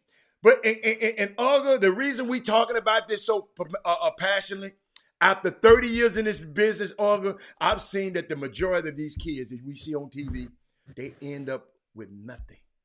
Oh, no question. Let me Ada, repeat I that. remember that. Go on. I just want to repeat No, this go for on, Ada, Olga. go on. My bad. Olga, a lot of these guys end up with nothing. Go on, Chris. I was telling everybody to watch that series. I watched another series. I don't know why I'm watching these tyrannical or evil evolution of evil dictators and stuff. Yeah. Do you know one of the main things they do when they first take over power? They naturalize the country's natural resources. That means they take everything over, the oil and everything. That's what they do. That's the same thing what's happening here. People don't understand. All that talent, they naturalize it so they can't get paid off of it. They can contribute to it, right? Where it keeps pumping, but they can't get nothing from it. And people will say, well, you need to take advantage of your education. Well, what are those people saying now that they're getting paid? Because if you're that same parent that was saying that, oh man, it don't matter. Y'all should give. It was like somebody was telling me the other day. I got a friend of mine that's in law enforcement, and they said, you know what? You're supposed to be bipartisan if you're a federal employee. They work for the FBI. You're supposed to be bipartisan. And you can't put flags or anything in your offices. You can't show who you're voting for one way or the other. But when 45 came in office, they became emboldened. Trump this, Trump that, 45 this, make America great again. And you're not supposed to do that And hold up. in federal offices. Hold on, I'm gonna make a point. Okay, come on. And the point was they hate Biden. I say, well, you know what's funny? Because healthcare is very expensive. Child care is very expensive. Those same people that hate Biden and love 45, when they giving them tax credits and all that stuff Biden trying to do, tell them don't take part in it. Say, no, we don't want that. We don't want it. Don't participate in it. Just no. You know what? Do what that dude was telling you to do, and be loyal to that situation. Because if you do what this dude doing in Texas, we all gonna have to. If we go by what that dude doing in Texas, that's in the chair right now with the lieutenant governor of Dan Patrick, man, come on, man. Do you know what'll be happening in 5 years from now if this dude gets reelected? Oh my God, bro. I'm telling you, everybody talk mess until it comes to their personal finances. That's my thing. They all talk mess till it comes to their situation. All those people that say, oh, that shouldn't happen, until they're the ones that have a chance to benefit from it. And then all of a sudden, guess what? It should have been happening the whole time. I can't believe this wasn't happening. I can't believe they were treating them like this. You know why? Because you have a chance to benefit. That's why. I'm telling you. It drives me Chris, crazy. I'm All sitting these here thinking academic about. parents. I'm sitting here thinking about you give me on a range of emotions. I'm even talking about even what's happening in Haiti right now. you know, and a lot of us just act like, no, them our people too. Those that country over there, Chris, is still paying for having the audacity to be free. I didn't Mm-mm-mm. know. I didn't know this. I did. Y'all got to understand. This ain't Robert Hatter just sharing some stuff he just learned about Haiti. I knew a lot of Haitians when I was in Miami. I had a little place in Miami. But black people throughout this diaspora have to understand. I mean, all of us, that the Haitian people are not degenerates. They're not violent and horrible people. They are people that decided to throw off the yoke of slavery before anybody else. They were the first to be successful at it. They told them, hey, get y'all ass off this island with that. And as a result of it, Chris, they became the sacrificial lambs. Oh yeah. I wish you would. I wish you would. Try it again, Negro. So nobody else couldn't try it. So that's why places over there got poverty and got all type of disease because they don't want. But my thing is, they killed that president. Now I just want to find out who's benefiting from it. Who is America going to send over there to install? Because I know they got their hand in it. Oh, they got their hand in it for But, sure, man. We but, got our hand in everything. but I was thinking about this, y'all. I'm guilty. But when I know better, I did better. I went to Brazil. I went to the Dominican. And on the plane ride back years ago, I did some stuff over there that was done on the island, stay on the island. But when I came back, I was on the plane coming back, and I'm saying I'm single. But all these married dudes on this plane was over there doing this stuff with these girls, man. I said, Lord, I'm serious. I said, Lord, don't take the plane down with me. I got convicted. You know what I thought about when I got back and understand what was going on over in them cities right now today? I got convicted. Said, Robert, you're feeding oppression when you go over there. When you go to the Dominican, when you go, especially us black guys, these women don't have choices. We can do better. Robert I haven't been back.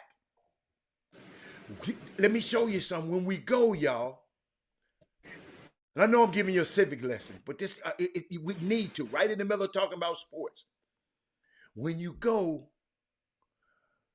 you're supporting oppression over there, Jim. Those women, Chris, they don't have a choice. Chris, have you ever been to Brazil? You done heard about guys going to Brazil, right? When you go over there, you're feeding into that economy and feed into that sex trade. And that's feeding into oppression. Yes, those women are beautiful. But me, black men in particular, I know some guys for the airline, they fly over there every week. But I didn't understand when I first went over there. But I learned you know better, you do better. And I'm not gonna, when I think about it, Chris, just how it's set up, Chris, I know if those women had options, they wouldn't be doing that. It's unbelievable to me. And I don't know what made me think about that because I'm thinking about those, I'm thinking about these college players.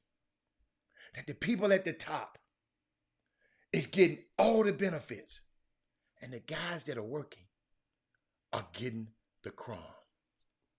Yeah, shout out to Lee Merritt. He's announcing he's running for Attorney General against Paxson. We need to get Lee Merritt in office and get Ken Paxson's ass out of there. Yes, I'm saying it right here on TV. Thank you, Darrell Barnes. That was in my notes to talk about today, but I'm glad you put it up on the screen. But man, we just got Chris. Oh, Chris, it went off. It's cut off. Hold on, I got it. Hey y'all, it's just so much stuff that when like I said, I got it. We got to take a break. We ain't took a break yet, but I'm serious about that, y'all. You know, I convicted myself. I didn't know. My partner said, "Let's go over here, man. We can do this. We can do this. We can do this. I'm young, got money. I'm over there balling." Yes, I did. Haven't got on the plane to go back over there. Not one time. Because when I found out, I wasn't thinking about that. You know what I'm saying? I'm just having fun. But man, I was contributing to that economy. I was contributing to sex traffic, out of sex trade. Can't do that, man. We got to do better. But I'm going to take a quick break, man.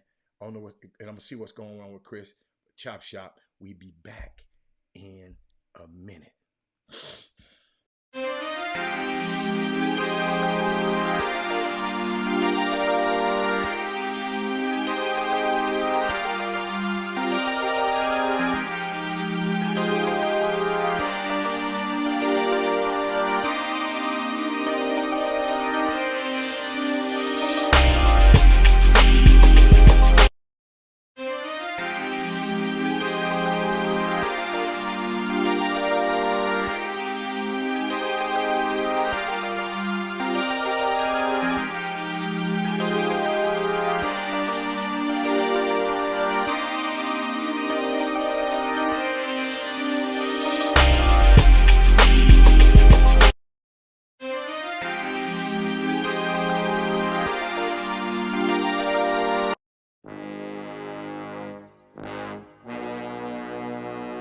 The Cox Pradier Law Firm. Big city, big town, big settlement. Your fight is our fight. Need legal advice? You know who to call. Personal injury, wrongful death, car accidents, premise liability, serious injuries. 1-800-HURT-NOW.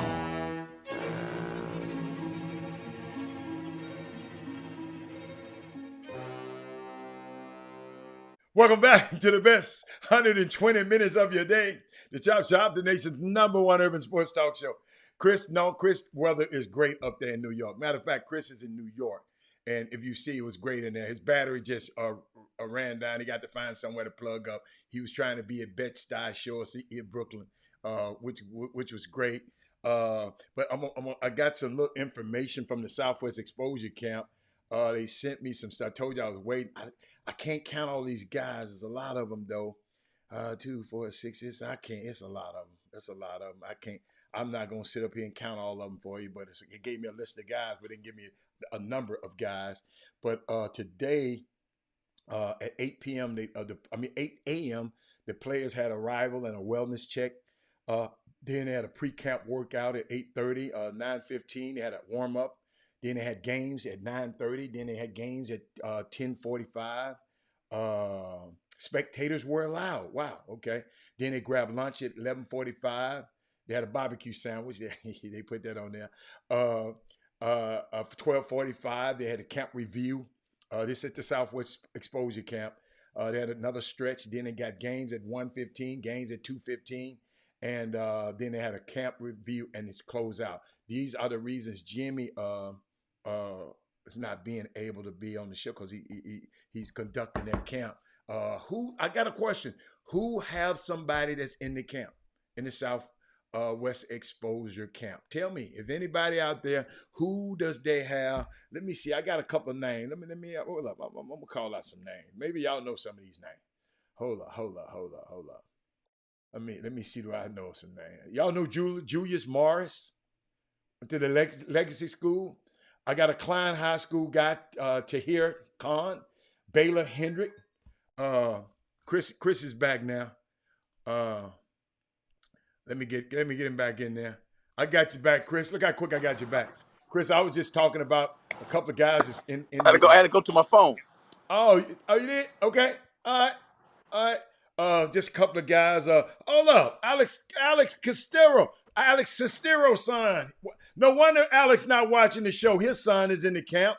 I'm just going through some, y'all tell me some names if somebody got some names of some guys on here.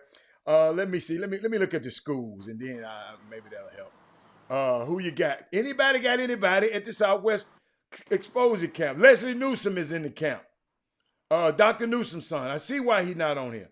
Dequan Pre-Year, North Shore. He in the camp. Let me see. Ain't nobody got Angel Johnson is in the camp. I see people y'all talking about him. I'm just going down the guys that I have. It's the Southwest Exposure Camp. You got to Google it. It's just a camp, an individual camp, Olga. That play. I don't know. That's something Jimmy and them did. Look it up. Southwest Exposure Camp. Me personally, 'cause I don't know what's the reason for the camp, but it's just a camp. And guess what? Got a lot of people at the camp. So look up Southwest Exposure Camp in Houston, Texas, and you might get some more information on what's going on over there. Because I have no idea, because ain't nobody gave me no information about what's going on over there. You don't have no information, man. You work with the owner. Yeah, but I guess what? I ain't got the information. It's some guys. It's an exposure camp. It's just more exposure. That's what's it's the Southwest Exposure Camp. If your kid didn't get that much exposure the whole year, guess what? It's a chance for him to get some exposure at this camp. I get you follow me? It's an exposure camp. That's the kind of camp I think. So Chris, what we got, man? How we gonna end this day? Because it's gloomy here, man. I can't even go do what I want to do today. But play golf. That's all you do every day. That's right. I got it like that. But how many people you think since you've been on the Chop Shop picked up a golf club? As much as you love to play golf. How many people impressed upon them? Picked up I a don't golf know. club. You know what? Golf is a game. I mean, it's an acquired taste. I put it like that. The pawn shop is full of people who went and pawned their clubs because they couldn't play. They went and spent all their money for them clubs and couldn't play like Chris. And at least you don't try it. Kevin Freedman. Wait a minute. Hold up. Did I inspire you to go play golf? I didn't know that. I am glad if I did, man. Hey, never thought about that, Chris. That's good. I never thought about it. He said he hooked now. But I just want to know, Kevin, did I inspire you to play? That's a good one. Shanquetta said I started small at Top Golf. She had. So I don't know if Chris, I think the question was, did me talking about golf, did that inspire people to play? I want to know. See, Kevin Franklin, hey, try. Huh? I mean, that's good. Hey, man, one of the great. Hey, let me tell you something. I got smart, Chris. When I figured out, that's why I was good at tennis, Chris. I was great at golf. Guess why, Chris? Because them the sports they wouldn't let us play. And I always want to do stuff that people didn't let me talk about what I can't do. Now I see why. See, Shanquetta said that was a factor. Shanquetta, I got to come out. I got to come see what you're working with out there now. But Top Golf, matter of fact, I love to go to Top Golf. But where is the best place to go golf for a beginner? Hatter, you need to have a party at the Four Seasons Hotel with the Top Golf and rent out the Top Golf in the back for the Chop Shop. You know what? I'm gonna do that, Chris. Let me put that in my notes. I'm gonna put that in my notes. No, it's gonna be too many. That room too small. We're gonna have. I'm gonna rent out small. Huh? Yeah, that room too small. We're gonna have to rent out. I'm gonna rent out some of the bay. I'm gonna do that, y'all. I tell you what. If we have a Chop Golf outing, would y'all come and support it?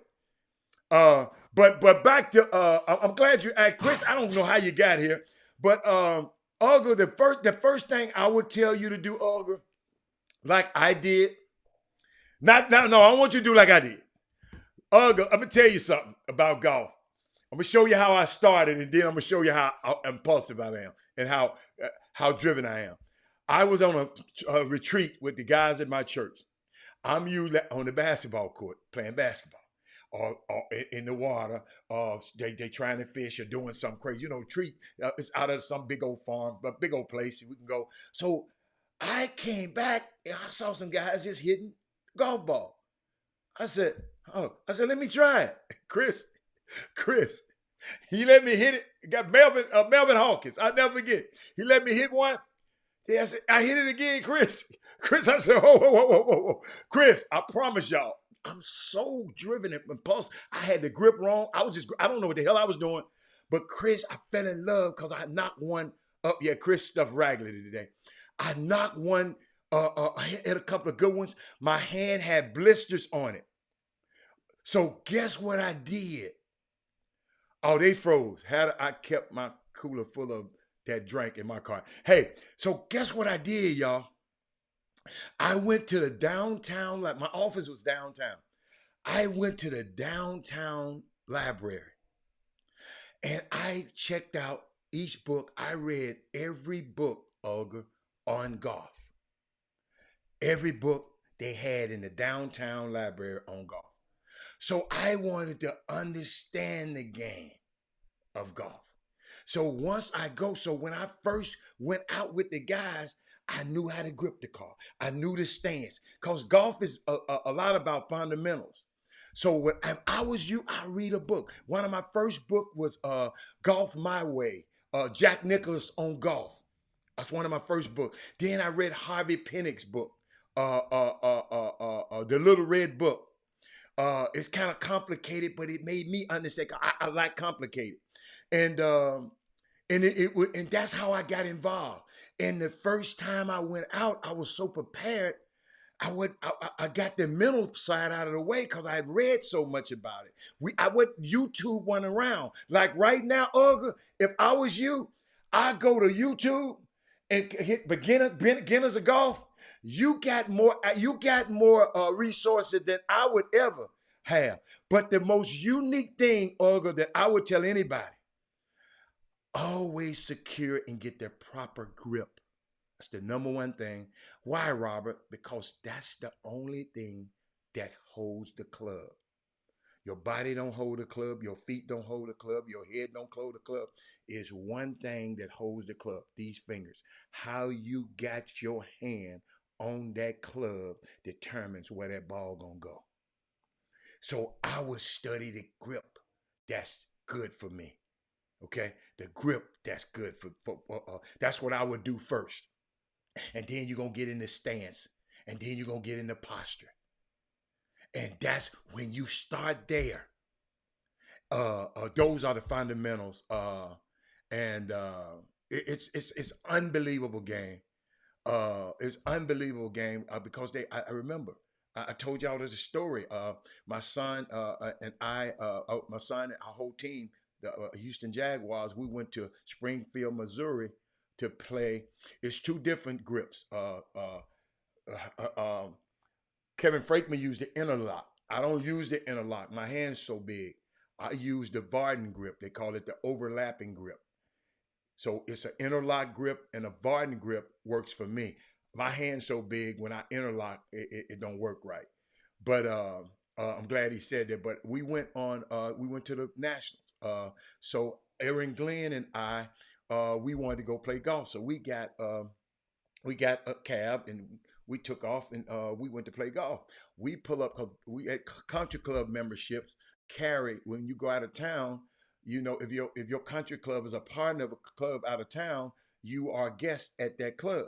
Okay, so we went to this country club. I never forget. We pulled up, y'all. We pulled up to the gate, and it was a security guy. It's a country club, so security guy let you in.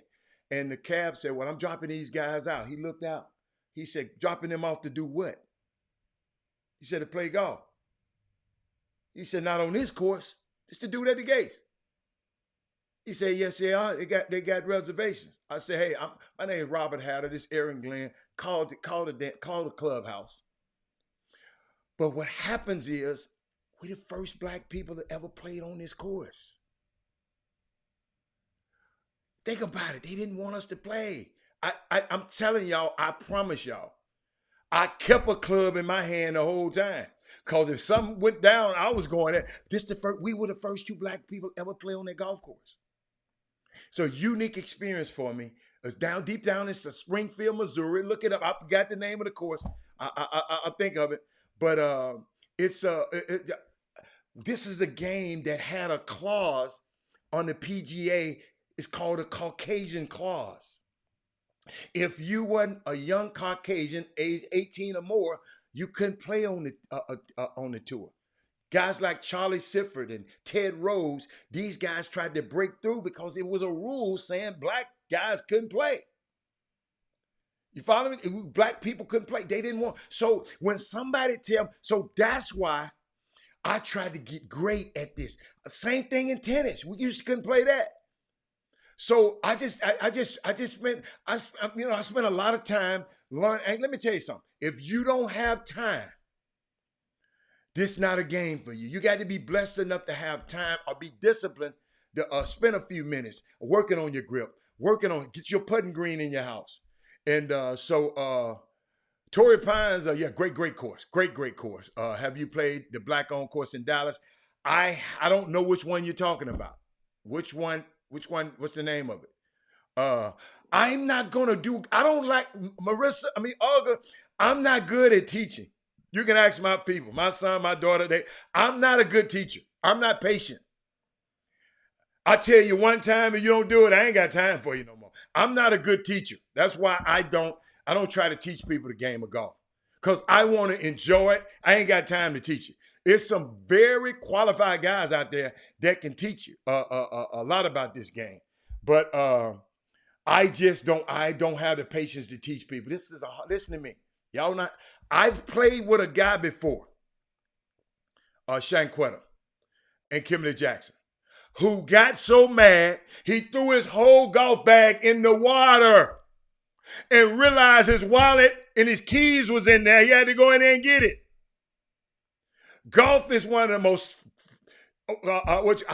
rewarding games, but it can become one of your most frustrating games. The Golf Club of Dallas, I didn't know. I didn't know it was a black-owned golf course. I did not know. That's new to me, Chris. I didn't know it was black-owned. That's a good one. Springfield, Missouri, yes. I'll never ever forget that. This recent history. That man said they coming to play golf. He said to do what? To play what? Here, not here. And I was mad at first, but then I thought about it. He ain't had nobody look like us come play that golf course before. So, Cedar Crest, I played Cedar Crest. I didn't know it was black owned. I thought it was owned by the city. I played Cedar Crest with Alan Branch. I played Cedar Crest. That course there, yeah, I tore that course up too. I played pretty good on that course. Okay, I don't know if it's black owned. Now, I know it's in the black community. That don't mean it's black owned. But I'm glad to know that y'all are. So what I'll do is we'll figure out something. I'll get a golf instructor to come out there and help you because I got a guy that's so great. He named Matt Shue. Matter of fact, he's been on the show before a long time ago. He came on the show before. He will. Not that expensive. If you get a group of y'all, get a group of y'all together. It's a great game. Great. When I tell y'all, I pattern and it's raining today, but guess what? I'll be probably putting on my putting green a little bit, and just figuring something out. But it's a great game, and I'm glad y'all asked about it. But I think there's a couple more things I wanted to share with y'all before we get out the show. What's happening in the Houston Hoops game? Tell me what's happening right now. I know they're playing. I can't wait. When I get off the show, I'm going straight. We're going to end on time. I want to, it might have been a couple of more things that I wanted to share with y'all before we got off the air today. Want to make sure I got all the stuff out the way.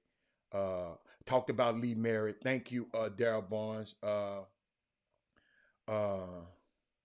And I want to, Daryl, I won't talk about it. I won't put that out on the air, what church I go to. I don't want everybody, because you got to understand, this thing goes around the world there. So you can text me and ask me that question. I being on the, being in the public light a little bit, you can't let everybody know where you're going to be on Sunday, Daryl. So I'll just text me. I'll let you know where I'm at,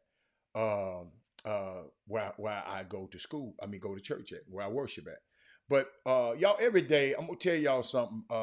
And the reason I always try to teach a little bit of Black history is because I know Joe Madison said this. He's because if we don't know where we come from, we're never going to know where we're going. You have to know where you come from. I was thinking about the stuff I'm learning, just listening and watching 1619 Project. I hope some of y'all get that podcast and listen to it when you have time. You know, like when I'm up chipping and putting and stuff, I listen to stuff like that. And what else we got? I bet tomorrow, Junior will be here. Junior Lofton, do me a favor, y'all have your questions ready for him tomorrow. Young kid went over to Latvia, all over other side of the world, and was an integral part of the United States 19 and under team that came back and it's just so I'm just so proud of him and all of these young kids, man. That's why if y'all we gonna just sit here and talk a minute, Marissa. That's why I just don't like a lot of this foolishness in summer basketball because these kids are watching us. These kids are watching us. You know, I tell y'all that story a lot about if you don't know nothing and you teach your kid what you know, the kid gonna be as smart as you. But they watching us, man.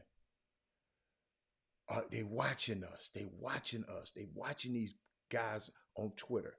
They watching you, dad, when you clap back at another dad on Twitter. We just got to get smart enough. Hey, y'all, I told y'all I was tempted to somebody. I never forget.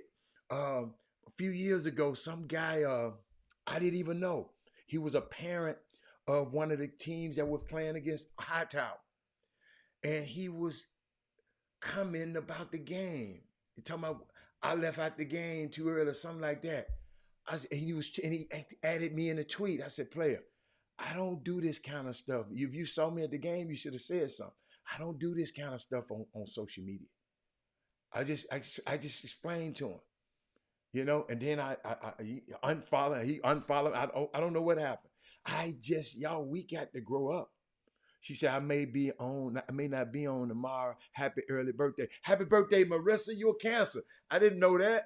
I didn't know that. Happy birthday. Marissa, did LeBron just make an EYBL team for never heard of? Let me tell you something. I guess he did. So what's the name of LeBron's team? Bronny's team? SFG. It stand for something. I forgot what it means, y'all. But have your questions for Junior tomorrow. We got a guy that went across the world and he's gonna be here to answer. I got questions for him. I hope y'all have them. And still, y'all, I want y'all to always, like I was saying the other day, I want y'all to be conscious of your time. The rest of this year, strive for greatness. Thank you. Be conscious. That's why I appreciate y'all. When I talk about time, y'all spend a lot of time watching this show. So I got to make sure this show is the best you can be. So this time thing to me, I remember how Kobe maximized his time. How the reason for him to have the helicopter and have access to the helicopter is because of his time. You know what I'm saying? He wanted to, I got a couple of ABC. Yes, Richard Sherman was arrested, but y'all, it is time for this season to, for selective abandonment. This is the season for selective abandonment. We can't let everybody have your time. I got some ABCs right now. I'm trying to do. The A is I got ABC. 1, 2, 3, or 4, or whatever. Is what I must do. Okay, in my time, it's some things about what I must do, and there are things and there are serious consequences for non-completion. That's how I'm my A. That's A. The things I must do. I'm prioritizing my time now. Then there are things that I should do. Okay? Things that I must do, things that I should do. This is what I'm doing the rest of the year.